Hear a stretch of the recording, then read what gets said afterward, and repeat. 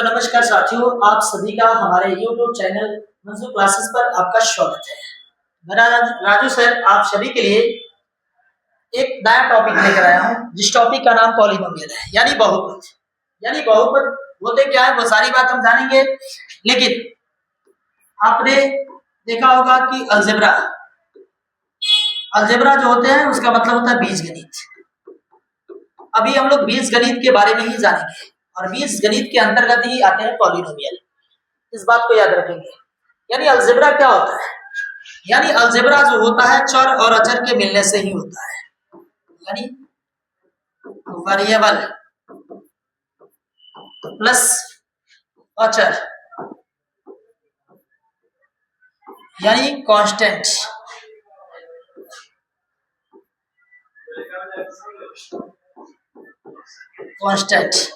यानी अलजेब्रा जो होता है वो चर और अचर के मिलने से ही बनता है, और इसमें आपको गणितीय संक्रियाएं भी देखने के लिए मिलेगा, जिसको हम कहते हैं जोड़ और घटाव से मिलकर जो पद बनता है उसको।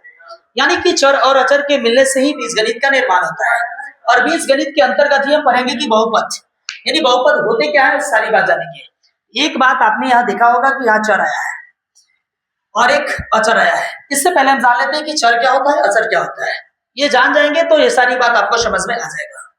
तो अभी तक आपने देखा कि अलजेब्रा जो होता है चर और अचर के मिलने से ही अलजेब्रा का निर्माण होता है। यानी कि चर क्या होता है, तो जिस राशि का मान हमेशा बदलते रहता है उसे चर कहते हैं, और जिस राशि का मान कभी बदलता नहीं है उसे कहते हैं अचर राशि कहते हैं। तो चर यानी कि आप देखे होंगे कि A to Z ये क्या है, एक चर राशि है और गिनती वाली संख्या है। 1 से अनंत तक की सभी जो संख्याएं होती है, धनात्मक जो संख्याएं होती है, वो सब अचर राशि होती है। एक बात आप समझ गए कि जिस राशि का मान हमेशा बदलते रहे उसे कहेंगे चर राशि, जिस राशि का मान कभी बदलता नहीं है उसे हम कहते हैं अचर राशि कहते हैं। यानी देखते हैं ना, जब हम लिखते हैं तो कभी कभी मैं बहुपद लिख दिया 3x + 5 लिख दिया, कभी कभी लिख देते हैं इसी चीज को 3y - 4 लिख दिया। यानी कि यहाँ चर राशि x है, यहाँ चर राशि y है। यानी कि जिस राशि का मान हमेशा बदल जाए उसे कहेंगे चर, और जिस राशि का मान कभी बदलता नहीं है, जहां में 5 की जरूरत है वहां 5 ही लिख सकते हैं, 5 के बदले दूसरा नहीं लिख सकते हैं, 4 ये अलग चीज है। तो जिस का मान देख लीजिए कि बदल जाए तो x की जगह y भी, p भी, q भी, a b c कुछ भी लिखा जा सकता है, लेकिन गिनती वाली संख्या जिसका जो जरूरत है वही लिखा जाएगा। इसलिए मैंने कहा कि जिस राशि का मान बदलते रहेगा उसे कहेंगे चर, और जिस राशि का मान कभी बदलेगा नहीं उसे कहेंगे अचर। इतनी बात आई होप कि आपको समझ में आ गया होगा। अब हम समझते हैं आगे की ओर।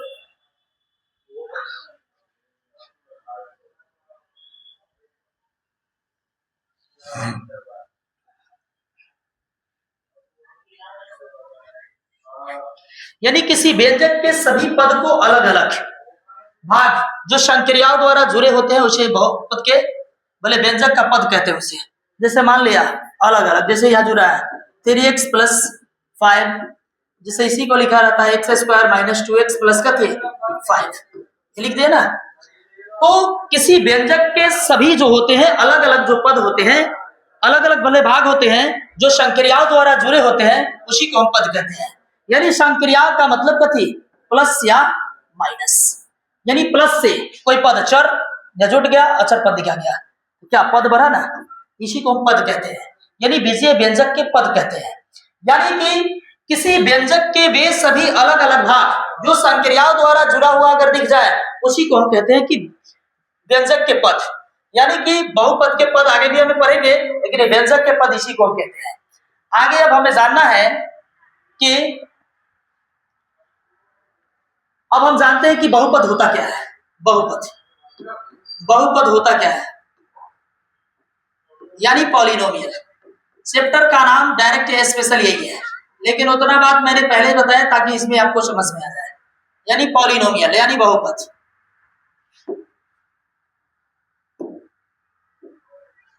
यानी बहुपद क्या होते हैं, तो आपको सीधे याद रखना है, सरल भाषा याद रखना है कि किसी भी चर राशि का घात अगर एक पूर्ण संख्या हो, किसी भी चर राशि का घात अगर एक पूर्ण संख्या हो तो उसी को हम बहुपद कहते हैं। तो किसी भी चर राशि ले लीजिए, मान लीजिए कि x एक चर राशि है, इस चर राशि का घात एक क्या होना चाहिए, घात, चर राशि का घात क्या होना चाहिए, पूर्ण संख्या होना चाहिए। और पूर्ण आपने पढ़ा भी होगा रियल नंबर में, कहीं से आपको दिक्कत नहीं होगा। अभी हम क्लास 9th के पॉलिनोमियल का भी हम चर्चा कर रहे हैं, आपको बेहतर तरीका से समझ में आएगा, कहीं से आपको दिक्कत नहीं होगा। तो किसी भी चर राशि का घात क्या होना चाहिए, एक पूर्ण संख्या हो। तो जिस चर राशि का घात अगर एक पूर्ण संख्या हो उसी को बहुपद कहा जाता है, इस बात को याद रखेंगे। यानी कि अल्फाबेटिकल वाले अक्षर को ही हम चर कहते हैं। अपूर्ण संख्या का मतलब इसी को हम लिख सकते हैं या x के पावर घात पर पूर्ण संख्या। पूर्ण संख्या का मतलब 0 1 2 3 4 डॉट डॉट डॉट आगे तक हो सकता है। तो किसी भी चर राशि का घात एक पूर्ण संख्या है, यानी कि गिनती की संख्या के पहले अगर 0 को अगर शामिल कर ले तो उसी को हम कहते हैं क्या चीज, यानी कि हम बहुपद कहते हैं। तो आपने ये बात समझ ही गए होंगे, कहीं से आपको दिक्कत नहीं हुआ होगा कि किसी भी चर राशि का घात अगर एक पूर्ण संख्या हो तो उसी को हम कहते हैं बहुपद कहते हैं। अब हम जानेंगे कि बहुपद जो है उसके घात पर क्या हमेशा धनात्मक चिन्ह आपको दिखेगा। तो किसी भी चर राशि के पावर पर अगर धनात्मक चिन्ह हो तो बहुपद होंगे, लेकिन किसी भी चर राशि के पावर पर अगर ऋणात्मक अगर चिन्ह दिख जाए तो बहुपद नहीं होंगे। कोई भी चर राशि जो होंगे वो रूट में नहीं होना चाहिए, कोई भी चर राशि जो होना चाहिए उस चर राशि के पावर पर भिन्न रूप नहीं होना चाहिए, कोई भी चर राशि जो होगा वो अचर राशि के बटा में भी नहीं होना चाहिए। अगर ये 4 कंडीशन अगर आपको दिख जाए तो समझिए कि वो बहुपद नहीं होंगे। यानी बहुपद कब होंगे, बहुपद कब नहीं होंगे, ये बात आपको अच्छा तरीका से समझ में आएगा कि किसी भी चर राशि के पावर पर हमेशा पूर्ण संख्या ही होना चाहिए। अगर पावर पर अगर पूर्ण संख्या दिखे तो बहुपद होंगे, लेकिन बहुपद कब नहीं होंगे, चर राशि के पावर मतलब घात पर यानी माथे पर ऋणात्मक चिन्ह नहीं होना चाहिए। दूसरा, कोई भी चर राशि रूट में नहीं रहना चाहिए, कोई भी चर राशि के पावर पर घात पर भिन्न रूप नहीं रहना चाहिए, कोई भी चर राशि जो है वो बटा यानी हर के रूप में नहीं होना चाहिए। अगर ये 4 कंडीशन अगर दिख जाए तो समझिए कि वो बहुपद नहीं है। इतनी बात आई होप कि आपको बेहतर तरीका से समझ में आएगा, कहीं से आपको दिक्कत नहीं हुआ। तो मैं सिर्फ बात सही बता दे रहा हूं, परिभाषा नहीं लिख रहा हूं। परिभाषा आप लिख सकते हैं रोक रोक कर आवाज सुनकर। यानी कि किसी भी परिभाषा कोई पूछ दे कि बहुपद क्या होते हैं, तो किसी भी चर राशि का घात अगर एक पूर्ण संख्या हो उसी को हम कहते हैं बहुपद कहते हैं। अपूर्ण संख्या क्या होता है, तो गिनती की संख्या के पहले 0 को शामिल कर देने से ही पूर्ण संख्या बनता है।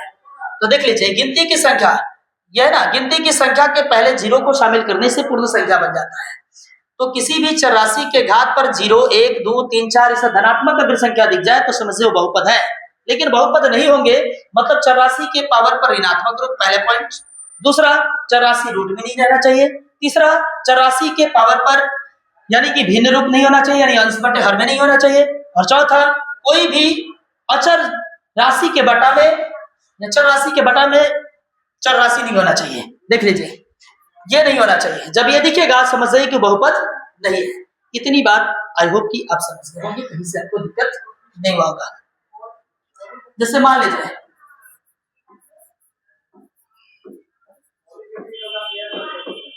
ये देख लीजिए, फॉर एग्जाम्पल आपसे कोई पूछ दे ये बहुपद है, तो बिल्कुल है, क्योंकि चर राशि के पावर पर पूर्ण संख्या है, इसके पावर पर 1 छुपा हुआ है ना, मतलब पूर्ण संख्या है, तो ये एक बहुपद है।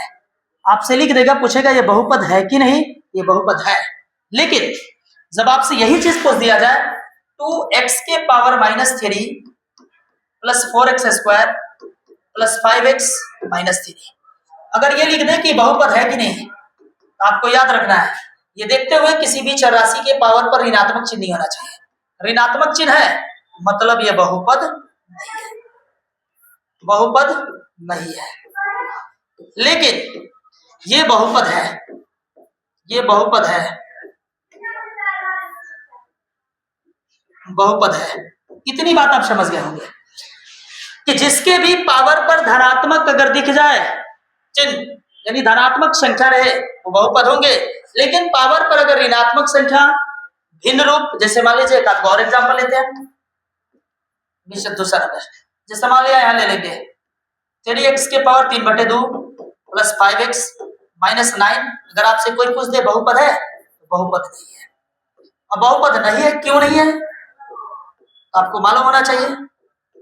कि पावर पर भिन्न रूप आ गया, यानी कि ऋणात्मक आ जाए, रूट में अगर चर राशि आ जाए, चर के पावर पर अगर भिन्न रूप आ जाए, और समझ जाइए कि कोई चर राशि अगर घटा में दिख जाए, समझिए वो बहुपद नहीं है।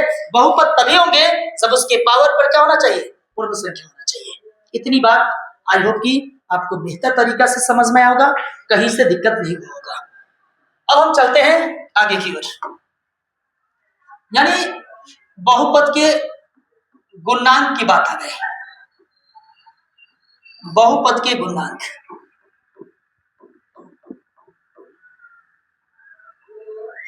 यानी कि कोएफिशिएंट ऑफ पॉलिनोमियल, यानी बहुपद के गुणांक। यानी बहुपद के गुणांक क्या होते हैं वो याद रखना है।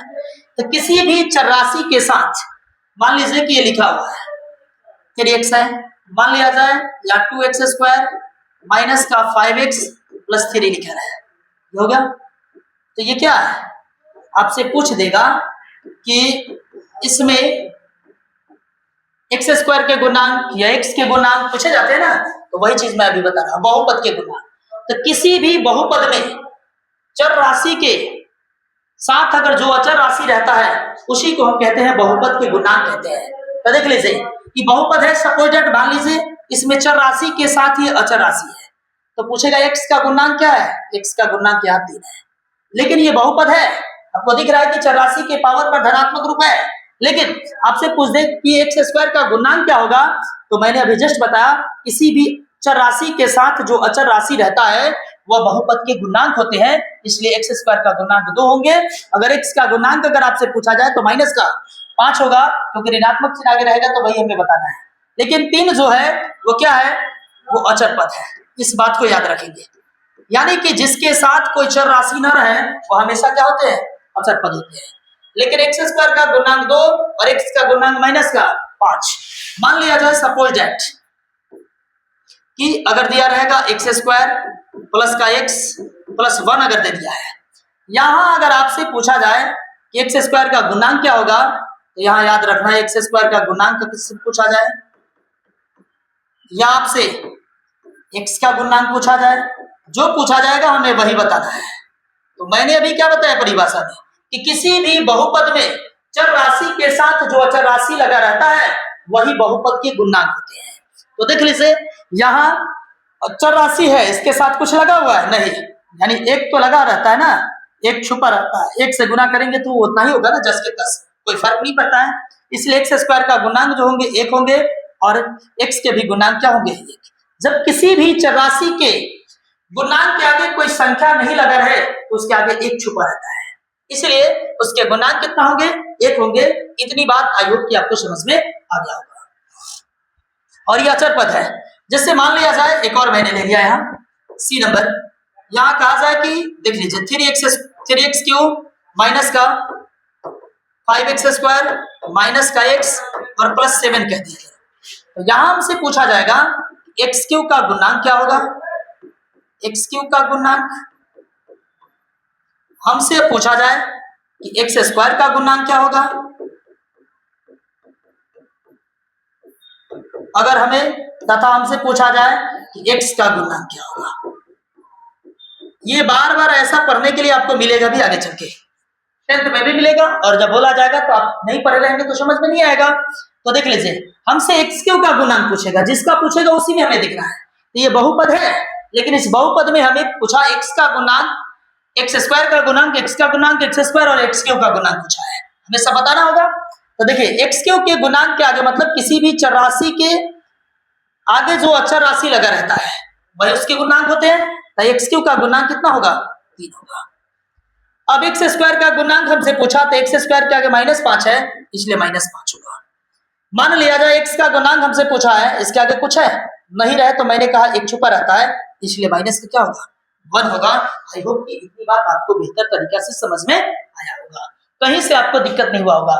अब आज के बाद आपसे गुणांक के बारे में कोई भी पूछेगा आप आसानी से बता सकते हैं कि किसी भी बहुपद में चर राशि के साथ जो अचर राशि लगा रहता है उसी को हम कहते हैं बहुपद के गुणांक कहते हैं। इतनी बात आपको समझ में आ गया होगा। चलिए हम आगे बढ़ते हैं। अब एक बात आता है, पूछा जाता है हमसे कि बहुपद के घात, बहुपद का घात, डिग्री ऑफ ए पॉलिनोमियल, यानी बहुपद का घात का मतलब डिग्री ऑफ ए पॉलिनोमियल। तो किसी बहुपद में उसके चर का, किसी भी बहुपद में उसके चर का सबसे बड़ा घात जो होता है, सबसे बड़ा जो घात होता है उस बहुपद का घात कहलाता है। जैसे सपोज दैट मैंने मान लिया, यहां आपसे पूछा जाएगा 3x + 5 जो दिया गया है एग्जाम्पल, इसमें इतना बहुपद जो दिया गया है इसका घात क्या होगा, ये पहला नंबर पॉइंट। दूसरा नंबर 2x² - 5x + 7 मैंने ले लिया। तीसरा नंबर मैंने यहां ले लिया x³ + 4x² - 5x + 3। अब देखिए कि हमसे क्या पूछा जा रहा है, बहुपद का घात पूछा जा रहा है। मैंने अभी आपको क्या कहा, किसी बहुपद में उसके चर के, यानी किसी भी बहुपद में उसके चर, चर का मतलब कथी, जिस राशि का मान हमेशा बदलते रहे चर, नहीं बदले वो चर होता है। अभी जस्ट मैंने बताया तो किसी भी बहुपद में उसके चर का सबसे बड़ा जो घात होता है वो बहुपद का घात कहलाता है। इस बात को याद रखिए। तो देख लीजिए, इसमें आपको याद रखने की जरूरत है कि बहुपद का घात 3x + 5 जो है वो बहुपद है, उस बहुपद का घात क्या होगा इसमें, तो बहुपद का घात जो होगा वो देख लीजिए, इस चर राशि के पावर पर कुछ नहीं, मतलब एक छुपा हुआ है, तो 3x + 5 जो बहुपद है इसका घात जो होगा वो 1 होगा। अब आपको याद रखना है बहुपद का घात दूसरा का, बहुपद का घात यानी चर राशि है, इसमें हमें देखना है कि चर राशि का अधिकतम घात कितना है। इस चर राशि जो दिए गए हैं इसमें चर राशि में अधिकतम घात 2 है, इसलिए बहुपद का घात जो होंगे 2 होगा। अब देख लीजिए तीसरा जो एग्जांपल मैंने लिया है, इस एग्जांपल में x³ + 4x² - 5x + 3 में बहुपद के घात क्या होंगे, तो इसमें चर राशि जो दिया गया है उस चर राशि का अधिकतम घात 3 दिख रहा है, इसलिए बहुपद के घात जो होंगे वो 3 होंगे। बहुपद का घात बराबर 3। आपने ये बात अच्छा तरीका से समझ गए होंगे, क्योंकि बहुपद का घात मतलब किसी भी बहुपद में उसके चर का अधिकतम जो घात होता है वो बहुपद का घात कहलाता है। तो कोई भी बहुपद लिखा रहेगा उसमें हमें चर को ढूंढना है, उस चर में सबसे ज्यादा पावर जिसका दिख जाएगा वो बहुपद का घात होगा। आई होप कि इतना बात आप बेहतर तरीका से समझ गए होंगे, आपको कहीं से दिक्कत नहीं हुआ होगा। चलिए अब हम अगले पॉइंट पर चलते हैं। कुछ दिया रहता है, कभी कभी इधर उधर लिखे रहते हैं चर और अचर को, उस चर और अचर को आरोही अवरोही क्रम में सजा देना ही उस बहुपद का मानक रूप कहलाता है, स्टैंडर्ड फॉर्म्स जिसको कहते हैं। तो किसी भी चर या अचर राशि को उसके x के, यानी x को आरोही अवरोही क्रम में सजा देना ही उस बहुपद का क्या कहलाता है, मानक रूप कहलाता है। इस बात को भी याद रखेंगे। जैसे सपोज दैट मैंने लिख लिया, यहाँ x² लिख लिया, यहाँ 3 लिख लिया, प्लस x³ लिख लिया, प्लस यहाँ 5x लिख लिया। ये क्या, इस बहुपद को हमें कहेगा मानक रूप में लिखने के लिए, तो इसको या तो हम आरोही क्रम में या इसे अवरोही क्रम में जब सजा कर लिख देंगे तो वह बहुपद का क्या कहलाएगा, मानक रूप कहलाएगा। तो देख लीजिए इसे हम लिख सकते हैं दोनों रूप में। मान लिया एक तो पहले एक नहीं पर है असेंडिंग एंड डिसेंडिंग, तो देख लीजिए 3 5x x² + x³, देख लीजिए, यानी इसे मैं आरोही क्रम में लिख दिया हूं। छोटा है उससे छोटा पावर, छोटा के बाद उससे बड़ा जब लिखते हैं तो उसे कहते हैं आरोही क्रम। ये आरोही क्रम में हो गया। अब इसी चीज को हम दूसरा बार लिख सकते हैं कि सबसे पहले बड़ा पावर, उससे छोटा पावर, फिर उससे छोटा पावर, उससे छोटा पावर, सॉरी उससे छोटा पावर और उससे छोटा, यानी सबसे बड़ा पावर उससे छोटा, उससे छोटा, उससे छोटा अगर लिखते हैं तो उसे कहते हैं अवरोही क्रम। तो उसे अवरोही क्रम में लिख देना या उसी को आरोही क्रम में लिख देना ही बहुपद का मानक रूप कहलाता है। वो सही से नहीं लिखा गया है, किसी सिस्टम के अनुसार नहीं लिखा गया है, उसे सिस्टमैटिक ढंग से लिख देना ही बहुपद का मानक रूप कहलाता है। इतनी बात आई होप कि आपको समझ में आया होगा, कहीं से दिक्कत नहीं हुआ होगा। तो चलिए अब हम आगे की ओर बढ़ते हैं। अब हम जानेंगे क्लासिफिकेशन ऑफ पॉलिनोमियल, यानी बहुपद का वर्गीकरण कैसे किया गया है।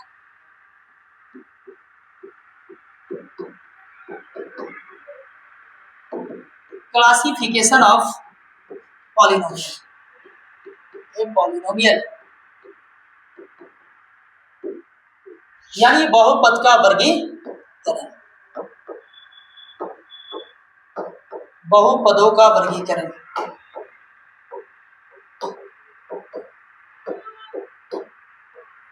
बहुपदों का वर्गीकरण यानी इतना बात आपको याद रखना है।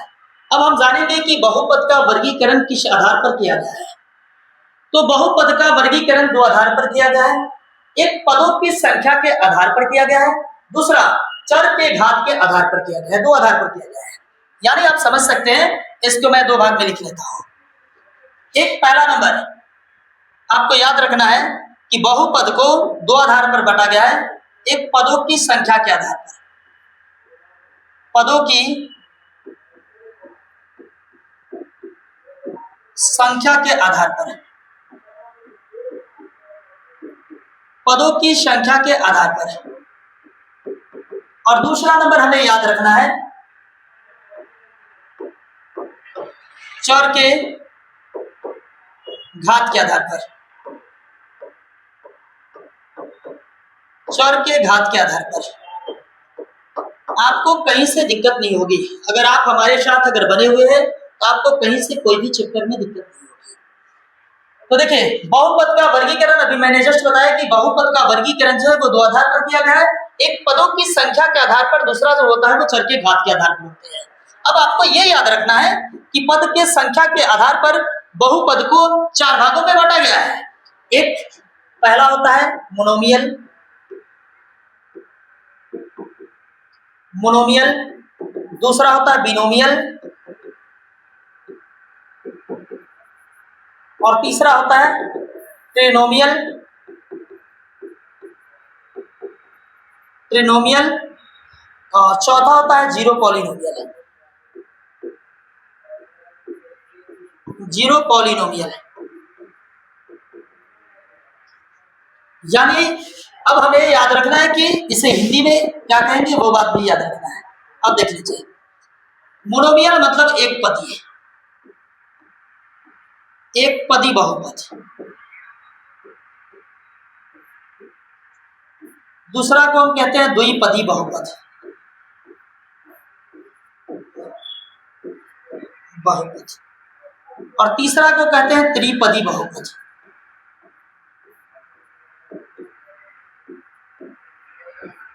और चौथा को हम कहते हैं शून्य बहुपद, शून्य बहुपद। आपको ये बात अच्छा तरीका से समझ में आएगा। यानी पदों की संख्या के आधार पर बहुपद जो होते हैं वो चार प्रकार के होते हैं। मोनोमियल, बिनोमियल, ट्रिनोमियल और जीरो पॉलिनोमियल होता है। यानी एक पदी बहुपद, द्विपदी, त्रिपदी और शून्य बहुपद होते हैं। अब जो है आपसे पूछा जाएगा चर के घात के आधार पर बहुपद कितने प्रकार के होते हैं। तो चर के घात के आधार पर बहुपद जो होते हैं वो तीन प्रकार के होते हैं। वो तीनों का नाम अब हम जान लेते हैं। यानी एक को कहते हैं लीनियर पॉलिनोमियल, दूसरा को क्वाड्रेटिक कहते हैं, और तीसरा को हम कहते हैं क्यूबिक पॉलिनोमियल होता है। तो देख सकते हैं, पहला लीनियर पॉलिनोमियल, और दूसरा जो होता है, दूसरा को हम कहते हैं क्वाड्रेटिक।